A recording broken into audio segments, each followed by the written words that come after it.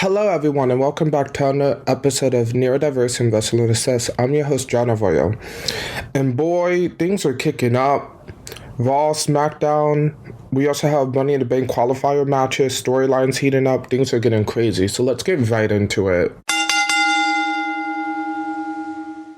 We kick things off with Logan Paul talking about his match at Saturday's main event. And he hypes up Jey Uso's accomplishments, but make it clear he's confident that he's going to beat him to be the World Heavyweight Champion. Then boom, Gunther music hits. The crowd starts chanting, "You tapped out" to Gunther.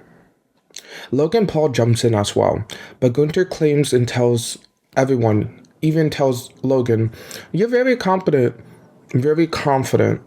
And sure, the fans respect you. You're a media star, but you flip on them. What? Because you're only here for the money in business. Well, he's here for honor." And he says no matter what, whoever walks out of Saturday night's main event, he's going to be the one next in line. So be ready. And Logan Paul gets mad. He tries to come back, and then out of nowhere, Jey Uso dropkicks him, grabs the mic, and says, "Fact, I'm going to beat Logan, and I will see you at SummerSlam, Gunther." What an opening. This storyline is cooking. And y'all, SummerSlam is already wrapping up to be a big event. After that crazy opening, we got Paul Heyman and Seth Rollins stirring the pot. So after the super kick, Heyman approaches Jey backstage, telling him he will be facing Bron Breakker for the main event. But don't worry, he's not coming for your title, because whoever wins Saturday, Seth has next. What? Ooh. And then Seth finds Logan, and he tells Logan, "Jey won't be walking into Saturday night's main event, but you maybe have a chance of winning. I'll be waiting. And just to let you know, I think you will be a pretty good main event card, but not now, because it's Seth's time." This main event scene is packed, man. We don't know who's going to come out on top, and I am living for it.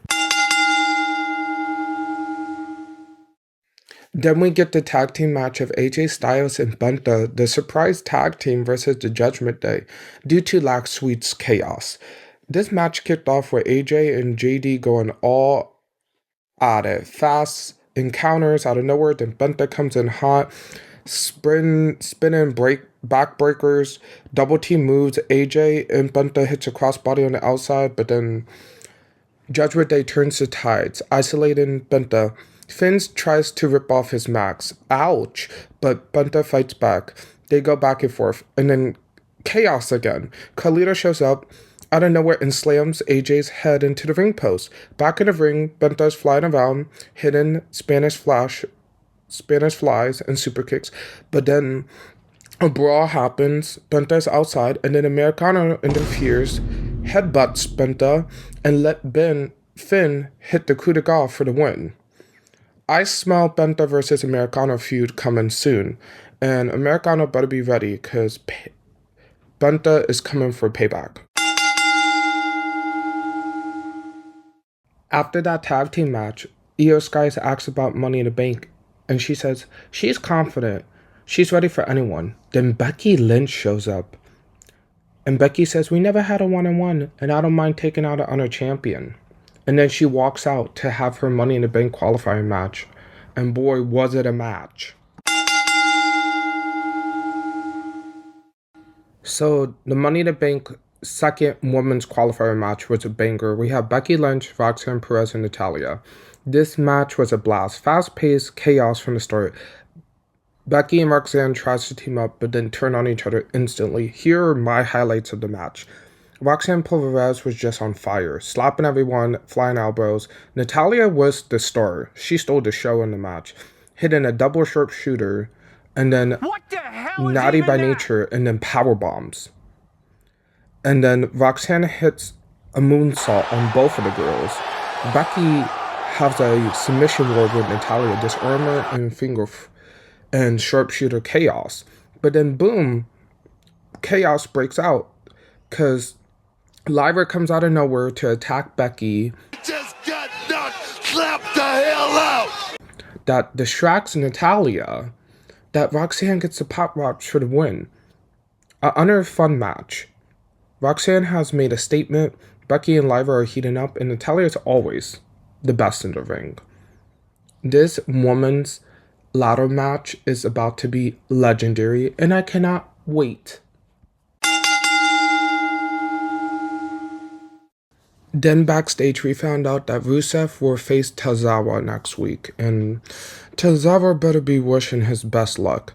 Chad Gable was hype. He said he wanted to see Alpha Academy fall to the ground, and he low-key kind of begs Adam Pearce to be in a Money in the Bank qualifier, also Ivy Nile. Then the New Day shows up saying, Gable, can you stop begging? It's getting desperate. And next week, American Made is not winning those tag team titles. New Day is going to win it. Shots fired. And Gable seems pretty heated up by it. And then we got Sheamus versus Grayson Waller. And boy, was it fight night. Waller starts playing games, but Sheamus beats him up to a post, tosses him outside of the ring like a ragdoll. Austin Theory distracts Sheamus, letting Waller get some offense. But still, Sheamus was fired up. It was his night. He drops Waller with a white noise on the apron, and then lands the 10 beats, and then a bro kick to win. But the real story is, Austin Theory was kind of laughing at Grayson Waller the whole time. Is this tag team about to break up? It feels like it. And I feel like it's good because both of them can be stars, and it's time for both of them to go solo. Then we have an interview with Gunther, but Seth Rollins is still stirring the pot. He says he respects Gunther and what he did as Intercontinental Champion and World Champion, but he warns him, if you become champion, you're gonna be a target. Gunther fires back, you can't stop the future. Ooh, I want that match, and can we have it soon, please? That would be killer. Then we have the third women's Money in the Bank qualifier match. Guys, Kairi Sane is back. Yes, the Pirate Princess sells back into WWE once again, and this match was fire. Everyone went out in a straight up brawl, but then Zoe hits a drop kick that injures her early and takes her out of the match. That leads into a 1-on-1. Hopefully Zoe's okay. But pretty much Rhea and Kairi stole the rest of the match, with a prison lock from Rhea, a sliding elbow to a staying elbow attempt by Kairi, a kick out of the mid-ear from Rhea. When Kairi hits the staying elbow, it looked like it hurt it like hell. Them slapping each other back and forth, and then Rhea hits the riptide for the win. Rhea's in Money in the Bank, alongside Alexa Bliss and Roxanne Perez. This is going to be legendary, and these are only the first 3 women that are in the match. This is going to be one killer Money in the Bank. And I don't really know who's going to win so far. Then the Judgment Day gets some drama. Judgment Day is celebrating the win, and then Finn walks in with someone that nobody expected, and Raquel is like, what the hell is she doing here? Roxanne Perez, out of nowhere. And Finn says, hey, she's maybe not the newest member, but we do need extra numbers. Because Raquel, you and Liv only have each other. The guys have everyone else. And Roxanne is like, yeah, I'm just thrilled. You know, I'm a newbie and I just want to know the ropes. I got everyone little presents. So she gets Dom chicken nuggets, not chicken tenders. Because, you know, Dom likes chicken tenders, but he accepts it. She gets Dom. The rest of the boys give. She gets Raquel a gift. Raquel throws away the gift. And Raquel doesn't seem happy. Everyone else seems pretty fine. But Raquel seems like she's going to tell Liv. And when Liv come back, she's going to let out her vengeance. And this is getting spicy. Is Raquel going to... is Roxanne going to steal Dominic? That's going to be pretty interesting. And then we get our main event. Jey Uso and Bron Breakker. It was just straight up chaos. Bron came swinging, throwing. Jey was all over the place. Jey fought back with suicide dives, Samoan drops, and then Bron was on a rampage. Just as Jey gains momentum, Heyman pulls his leg. Then Seth Rollins runs out of nowhere to attack with Bron. But then Jey Uso has his backup, CM Punk and Sami Zayn, run down to even the odds. And while Sami Zayn and Punk is beating Breakker and Seth outside to the outside of the arena, Logan Paul sneaks in and hits an attack from behind to end the show. No winner, just madness. This show was loaded. We had Roxanne maybe joining the Judgment Day, the women's ladder match being packed, Gunther and Seth and Logan wants gold. Benta is definitely coming for Americano. And WWE is really giving us a taste of everything this week. I cannot wait for Saturday's main event, and it's going to be insane. But now let's move on to SmackDown, because SmackDown took it to a whole new level. SmackDown brought the heat this week. Drama, chaos, and major returns, leading into SummerSlam.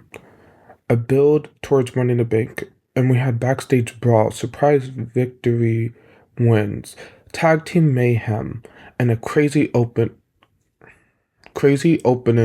and a crazy ending to this show. So let's get into that. Not even seconds before the show starts, Drew and Damian goes at it, and security needs to break them up. That was a crazy way to open the show.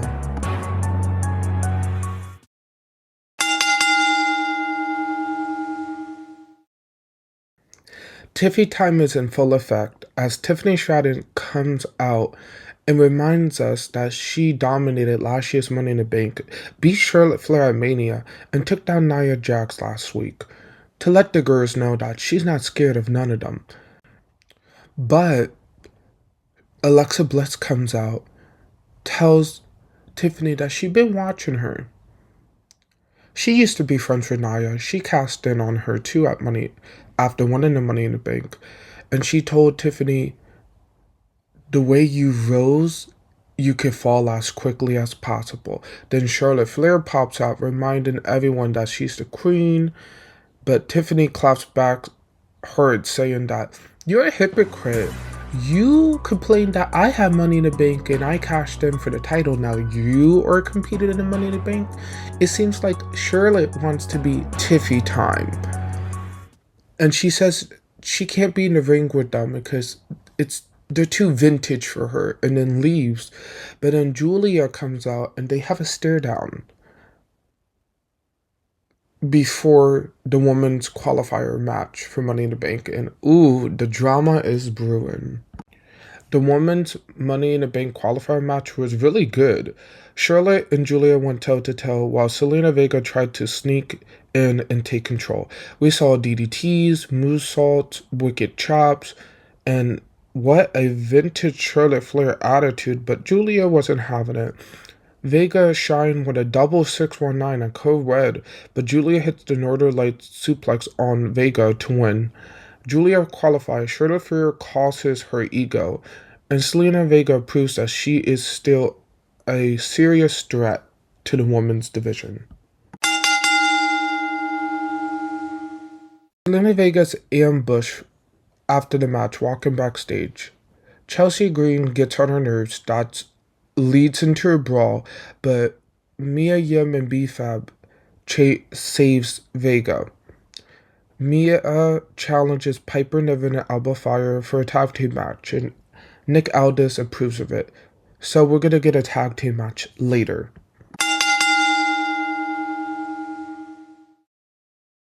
Then we got Chris Sabian and Tommaso Ciampa in a match. It delivered. Technical classic.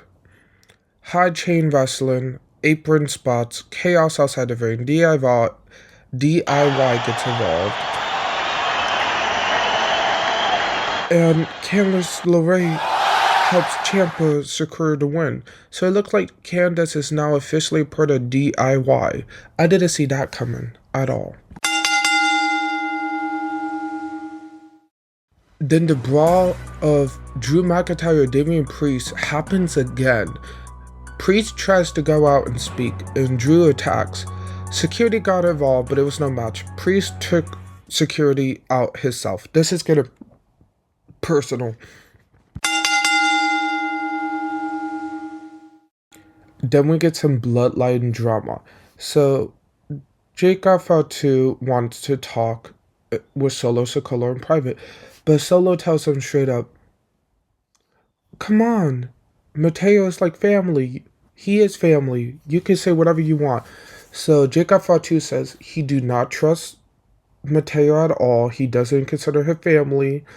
Solo didn't like that, and the cracks of the bloodline are showing. This is only the beginning. Then we get a creepy segment. Backstage, Alexa Bliss is talking about, this is why you need friends, because you need someone to support you. Charlotte Flair says, who the hell are you talking to? Are you talking to me like that? And no, Alexa says, no, I'm talking to my doll Lily. But Charlotte looks weirded out. And Alexa says, well, I will see you at Money in the Bank. Oh wait, you lost. And then evilly smiles and walks off. I don't know where this is going, but is Alexa gonna turn Charlotte evil? We just have to wait to see.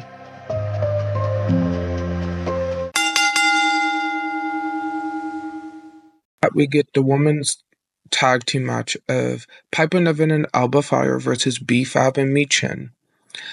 Piper and Alba dominated early, but B-Fab and Michin fought back hard. Vega got her revenge, taking out Chelsea Green midway through the match because Chelsea Green got involved. Mia hits the eat the feet, and B-Fab nails a code neckbreaker for the win. This duo might be my new favorite tag team, and we're getting Selena Vega and Chelsea Green at Saturday night's main event. Boy, what a treat. Then we get some lucha drama. The novella drama. Santos Escobar meets with Angel and Alberto. To rally the troops, Berto says nada on a pep talk. Santos says this is not a pep talk, this is serious. He drops a bomb. June 7th, they will be facing some of Triple H's best luchadors in Worlds Collide match. What an announcement. And he says we have to start getting ready to train. The lucha fans, this is for all of us. June 7th is going to be a banger. Then we get the bloodline. Jake Fatu and JC Mateo versus Jimmy Uso and Rey Fenix. What a banger. JC tagged himself in behind Jacob's back. Phoenix was on fire, but Jacob dominates with hip attacks and headbutts. Solo distracts Jimmy for Mateo to steal the win with the tour of the island. The bloodline tension is rough through the roof. Jacob does not like JC's ego one bit.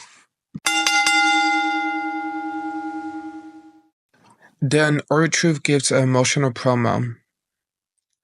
He talks about power has changed John Cena and their friendship, even comparing him to Gollum for Lord of the Rings. My precious championship, Truth says.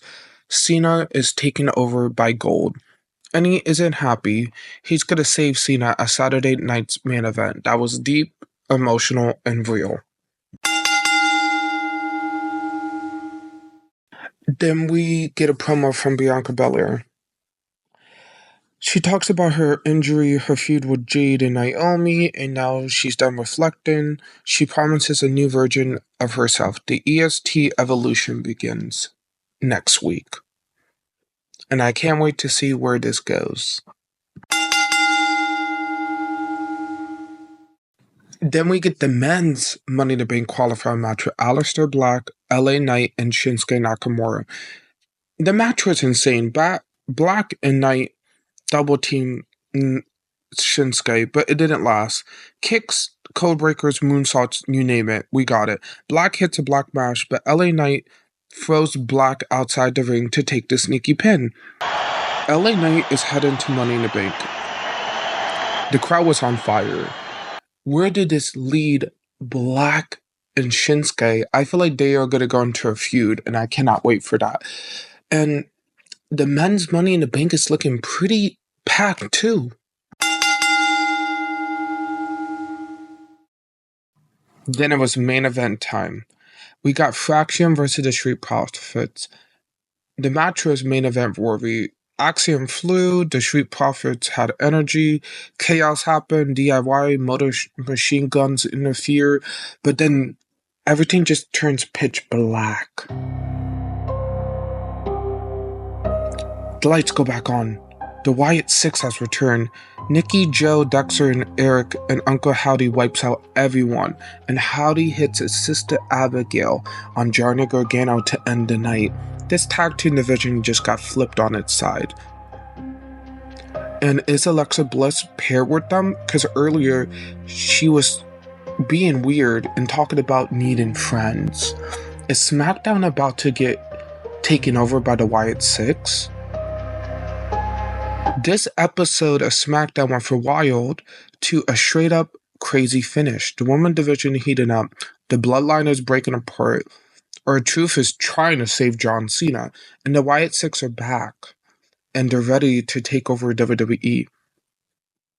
Who's getting that money in the briefcase? And would Drew finally shut up Damian Priest? Hopefully you guys liked this episode. Please like, comment, and subscribe, and I'll see you guys next time.